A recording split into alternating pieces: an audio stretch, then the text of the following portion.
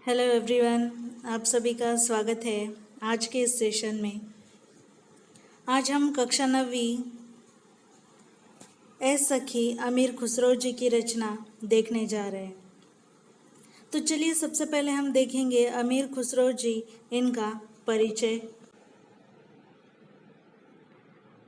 परिचय में अमीर खुसरो जी का जन्म 1253 पटियाली एटा उत्तर प्रदेश में, तो इनकी मृत्यु हुई 1325 में।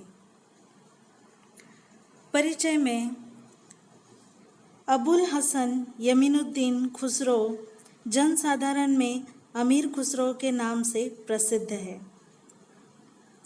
वे पहले व्यक्ति थे जिन्होंने हिंदी, हिंदवी और फारसी में एक साथ लिखा। अमीर खुसरो अपनी पहेलियों और मुकरियों के लिए जाने जाते हैं। अब देखते हैं इनकी प्रमुख कृतियाँ। तूफ़ा तुस सिगर, वसतुल हयात, गुर्रतुल कमा, निहायतुल कमाल, दोहे घरेलू नुस्खे, कह मुकरियाँ, दू सुखने, ढकोसले, अनमेलियाँ, उलटबासियाँ आदि, ये सारी इनकी प्रमुख कृतियाँ हैं। चलिए अब देखते हैं पद्य संबंधी। सबसे पहले तो हम देखेंगे मुकरियाँ। मुकरियाँ किसे कहते हैं? अब यह लोक प्रचलित पहेलियों का ही एक रूप है। जैसे पहेलियाँ होती हैं उसी प्रकार मुकरियाँ भी होती हैं। अब इनका उद्देश्य एक ही होता है, मनोरंजन तो करना ही है, मनोरंजन के साथ साथ बुद्धि चातुर्य की परीक्षा भी करना होता है। अमीर खुसरो जी ने इन मुकरियों के माध्यम से अपनी एक खास शैली में कुछ पहेलियाँ और उनके उत्तर इस रचना में दिए हैं। अमीर खुसरो जी ने इस रचना में कुल मिलाकर 9 मुकरियाँ पूछी है। अब इस रचना में नायिका और उसकी सखी है। नायिका उसकी सखी से हर बार एक नई मुकरी पूछती है, पहेली पूछती है और उसे जवाब देने के लिए कहती है। नायिका जब एक के बाद एक अपनी सखी से मुकरियाँ पूछती रहती है तो हर बार नायिका की सखी को यही लगता है कि हर एक मुकरी का उत्तर साजन ही होगा, लेकिन नायिका भी बड़ी चतुर होती है और वो बड़ी चतुराई से उन सभी मुकरियों का उत्तर देती रहती है। तो चलिए बढ़ते हैं हमारी रचना की तरफ। पहली मुकरी है, रात समय वह मेरे आवे, भोर भय वह घर उठ जावे, यह अचरज है सबसे न्यारा, ऐ सखी साजन ना सखी तारा। कठिन शब्द यहाँ पर दिए गए हैं। भोर यानी सुबह सवेरे, जावे यानी जाता है, अचरज यानी आश्चर्य, न्यारा यानी निराला, सबसे अलग। अब देखते हैं पहली मुकरी का सरल अर्थ। नायिका कहती है कि रात के समय वह मेरे पास आता है और तड़के उठकर यानी सुबह सुबह उठकर चला जाता है। यह सबसे अलग ढंग का आश्चर्य है। तो नायिका की सखी उससे पूछती है, सखी क्या वह साजन यानी तुम्हारा पति है? तो चलिए अब देखते हैं नायिका क्या जवाब देती है। यहाँ पर नायिका ने बड़ी ही चतुराई से जवाब दिया कि नहीं सखी, वह तो तारा है जो रात के समय मेरे पास आता है और सुबह यानी तड़के ही वापस चला जाता है। चलिए बढ़ते हैं दूसरी मुकरी की तरफ। वह आवे तब शादी होए, वह आवे तब शादी होए, उस दिन दूजा और न कोई, उस दिन दूजा और न कोई, मीठे लागे वाके बोल, मीठे लागे वाके बोल, ऐ सखी साजन ना सखी ढोल। अब देखते हैं कठिन शब्द। आवे यानी आता है, दूजा मतलब दूसरा, कोय कोई, वाके यानी उसके। यहाँ पर कठिन शब्द दिए हैं। अब आगे बढ़ते हैं। दूसरी मुकरी के सरल अर्थ की तरफ। नायिका कहती है कि उसके आने पर ही शादी होती है। उस दिन किसी और को कोई पूछता तक नहीं। उसके स्वर भी बहुत मीठे लगते हैं। अब नायिका की सखी को बहुत उत्सुकता होती है और वह पूछ ही लेती है कि क्या वह साजन है सखी। अब देखते हैं नायिका क्या जवाब देती है। नायिका यहाँ पर भी जवाब देती है कि नहीं सखी, वह ढोल है। यहाँ पर एक बार फिर से नायिका की सखी गलत साबित हो जाती है। उसका जो भ्रम था कि उसका उत्तर साजन ही हो सकता है, पर उसका उत्तर था ढोल।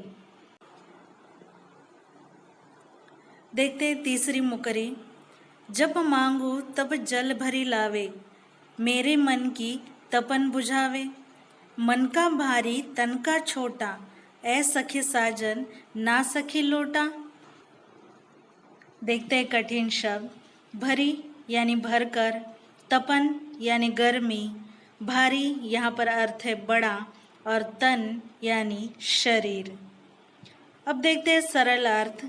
नायिका यहाँ पर कहती है कि जब मैं उससे मांगती हूँ तो वह पानी भर लाता है। वह मेरे मन को शांत करता है, गर्मी को कम कर देता है। उसका दिल बहुत बड़ा है पर उसका शरीर बहुत छोटा है। अब सखी पूछती है नायिका से कि क्या वह साजन है। अब देखते हैं नायिका क्या जवाब देती है। नायिका कहती है कि नहीं नहीं सखी, इस बार भी तुम गलत हो। इसका जवाब तो लोटा है। अगली यानी चौथी मुकरी। बेर बेर सोवत ही जगावे, ना जागू तो काटे खावे। व्याकुल हुई मैं हक्की बक्की, ऐ सखी साजन ना सखी मक्खी। कठिन शब्द। बेर बेर यानी यहाँ पर बार बार, सोवत ही नींद से, जगावे यानी जगाती है, व्याकुल यानी बेचैन, और हक्का बक्का यानी यहाँ पर आश्चर्यचकित। देखते हैं सरल अर्थ। यहाँ पर नायिका कहती है कि वह बार बार जब भी मैं सो जाती हूँ तो जगा देता है। यदि मैं नहीं भी जागती हूँ तो वह मुझे काटता है। इससे मैं बड़ी ही विकल यानी आश्चर्यचकित हो जाती हूँ और परेशान हो जाती हूँ। अब नायिका की सखी उससे आखिर पूछ ही लेती है कि सखी, क्या वे साजन है। तो नायिका बड़ी चतुराई से इसका जवाब देती है, नहीं सखी, साजन नहीं, वह तो मक्खी है। आगे देखते हैं हमारी पांचवी मुकरी की तरफ। अति सुरंग है रंग रंगीलो, है गुणवंत बहुत चटकीलो। राम भजन बिन कभी न सोता, क्यों सखी साजन ना सखी तोता। कठिन शब्द। सुरंग यानी सुंदर रंग, गुणवंत गुणवान, चटकीला यानी यहाँ पर भड़कीला या चमकदार। सरल अर्थ देखिए। नायिका कहती है कि उसका रंग बहुत ही सुंदर है। वह अलग अलग रंग का है, रंग रंगीला है। वह बहुत गुणी भी है और गाढ़े चमकदार रंग वाला है। वह राम भजन किए बिना कभी नहीं सोता है। तो नायिका की सखी पूछती है कि सखी, क्या वह साजन है। नायिका जवाब देती है कि नहीं सखी, साजन नहीं, वह तो तोता है। आगे छठी मुकरी है। अर्धनिशा वह आयो भोन, सुंदरता बरने कवि कौन। निरखत ही मन भयो आनंद, क्यों सखे साजन ना सखी चंद। कठिन शब्द।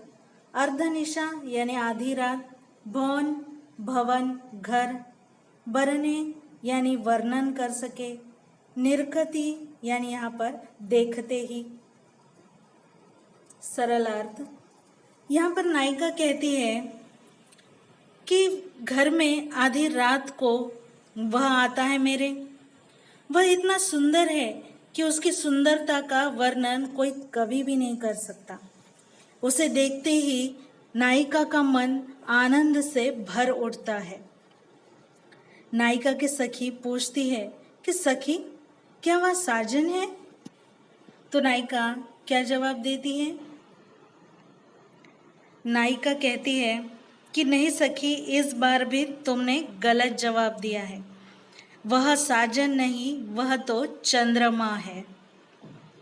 आगे की मुकरी। शोभा सधा बढ़ावनहारा, आखिन से छिन होत न न्यारा। 8 पहर मेरो मनोरंजन, क्यों सखी साजन ना सखी अंजन। कठिन शब्द। शोभा यानी सौंदर्य, बढ़ावनहारा बढ़ाने वाला, छिन यानी क्षण, न्यारा यानी अलग निराला, पहर यहाँ पर 3 घंटे का समय यानी पहर होता है। मनोरंजन मन को प्रसन्न रखना, अंजन यानी आंखों में लगाने का काजल या उसे अंजन भी कहते हैं। सरल अर्थ। नायिका कहती है कि उससे शोभा में बढ़ोतरी होती है, शोभा बढ़ जाती है। वह आंखों से एक क्षण के लिए भी दूर नहीं होता। वह 8 पहर मेरे मन को प्रसन्न रखता है, आनंदित रखता है। तो उसकी सखी पूछती है, क्यों सखी, क्या वे तुम्हारे साजन हैं? तो नायिका जवाब देती है, नायिका सखी को उत्तर देती है कि नहीं सखी, वह तो अंजन है, जो एक क्षण के लिए भी आंखों से दूर नहीं होता और 8 पहर मेरा मनोरंजन करता रहता है। अब देखते हैं अगली मुकरी क्या है। जीवन सब जग जासो कहे, वा बिनु नेक न धीरज रहे। हरे छिनक में हिय की पीर, क्यों सखी साजन ना सखी नीर। कठिन शब्द।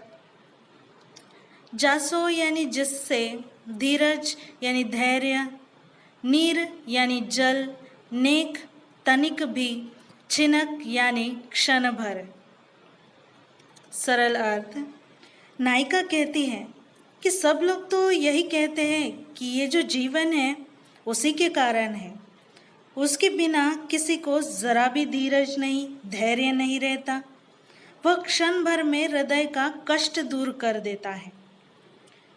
तो उसकी सखी पूछती है, क्या सखी वह साजन है? नायिका जवाब देती है, नहीं सखी, साजन नहीं, वह तो पानी है। अगर ये न होता तो किसी को जरा भी धीरज नहीं रहता है। उसी के कारण ही तो जीवन है।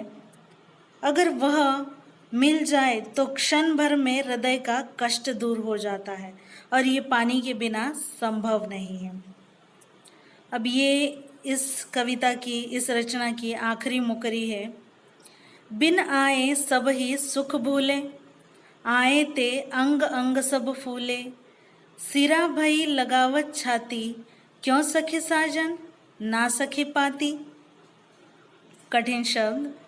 सबही यानी सभी, फूले पुलकित हो जाते हैं, सिरा यानी ठंडी, भई यानी यहाँ पर हुई, और लगावत यानी लगाते ही।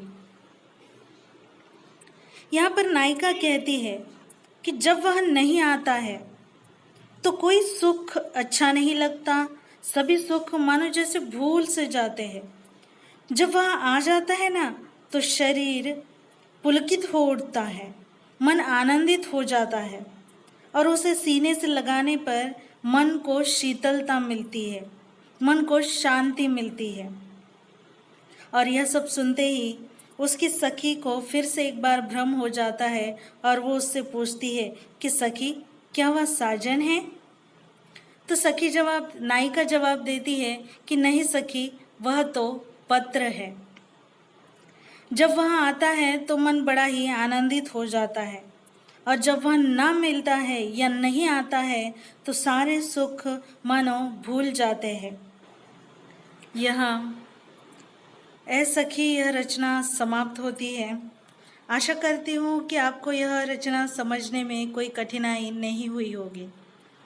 और यहाँ पर सरल अर्थ देने का उद्देश्य एक ही है कि कुछ अगर आपको समझ ना आया हो तो आप इन सरल अर्थ का लाभ उठा सकते हैं। तो आज के लिए इतना ही। धन्यवाद।